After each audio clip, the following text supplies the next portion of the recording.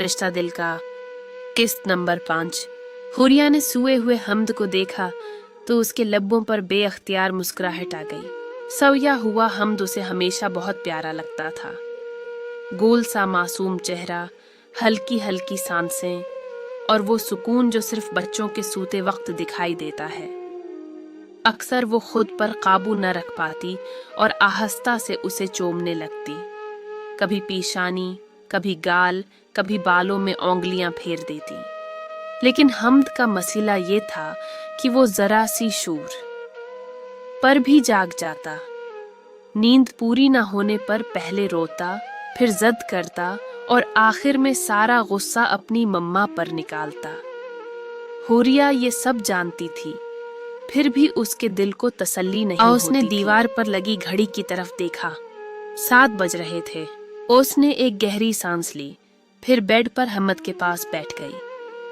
आहिस्ता से उसके माथे पर प्यार किया और बालों में उंगलियां फेरते हुए उसे जगाने लगी। हमद उठ जाओ, सुबह हो गई है और गुड बॉयज सुबह सवेरे उठ जाते हैं। हमद ने करवट बदली, आंखें बंद रखते हुए मुंह बनाया। मम्मा सोने दे, नींदू आ रही है। हुरिया मुस्कुरा दी। अगर आप सोते रहोगे तो स्कूल कैसे जाओगे? ये कहते हुए उसने हमद को गदगदाया। हमद ने झंझलाकर ओस के हाथ हटा दिए। मम्मा तंग न करें, सोने दें। हुरिया ने मसनूई संजीदगी इख्तियार की। अच्छा ठीक है, आप सो जाओ, बस मुझे ये बता दो कि हमद ने नीम नींद में आंखें खोले बगैर बड़बड़ाया। क्या मामा का बेबी कौन है? मैं जवाब फौरन आया। मामा का शोना कौन है? हमद। मिमा की जान कौन है? इस बार हमद ने आंखें खोले और मुस्कुराते हुए बोला, मैं हूँ ममा, आपकी जान। हुरिया ने औस की नाक पर प्यार से उंगली मारी। अच्छा, अब लास्ट क्वेश्चन, मिम्मा का सुपर हीरो कौन है? हमद फौरन बैठ गया। अपने निन्हे निन्हे बाजों दिखाते हुए बोला, मैं हूँ आपका सुपर हीरो। हुरिया ने जानबूझकर सिर हिलाया।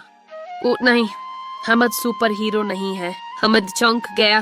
क्यों मम्मा, मैं सुपर हीरो क्यों नहीं हूँ? क्योंकि मेरी जान, आपको स्कूल जाना अच्छा नहीं लगता और सुपर हीरोज तो रोज स्कूल जाते हैं, ढेर सारा पढ़ते हैं। फिर आप सुपर हीरो कैसे हुए? हमद ने फौरन अपना फैसला बदला। मामा, मैं स्कूल जाऊंगा और बहुत पढ़ूंगा, अब तो मैं सुपर हीरो हूं ना। हुरिया ने मुस्कुराकर सिर हिला दिया, फिर उसे उठाकर बाथरूम की तरफ ले गई जहां एक और इम्तिहान उसका इंतजार कर रहा था, हमद को नहलाना। हमद नहाने और खाने दोनों से सख्त नफरत करता था और हर बार हुरिया को खूब तंग करता था। शाम को हुरिया ने कर्नल साहब को चाय का कप पकड़ाया और उनके पास बैठ गई। बाबा, आज डिनर में क्या बनाऊं? जो तुम्हारा दिल करे बेटा, मैं तो बस कुछ लाइट सा खाऊंगा, आज लंच ज्यादा हो गया था। मैं सोच रही थी सेम का फ्यूट कुछ बना लूं। सुबह नाश्ता भी ठीक से नहीं किया था उसने, शायद आफस की टेंशन हो। फिर वो जरा हचकिचाई। बाबा, अगर आप मसरूफ नहीं हैं तो सीम के बारे में कुछ बात करना चाहती हूँ। कर्नल साहब ने कप रख दिया। बोलो बेटा। बाबा, माशाअल्लाह सीम की तालीम भी मुकम्मल है, जॉब भी अच्छी जा रही है। मैं सोच रही थी कि क्यों ना हम उसकी शादी के बारे में सोचें। कर्नल साहब मुस्कुराए। मैं खुद भी यही चाहता हूँ, बस आहल आ जाए फिर। बाबा, आहिल पता नहीं कब आएंगे, तब तक कहीं देर ना हो जाए। कुछ तवक्कुफ के बाद हुरिया ने दिल मजबूत किया। बाबा, हम सीम के लिए माही को मांग लेते हैं।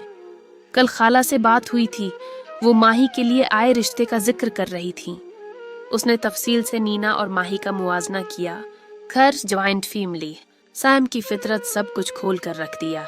आखिर में बोली, मैं बस चाहती हूँ कि इस घर में वो लड़की आए जो इस घर को जोड़ कर रखे।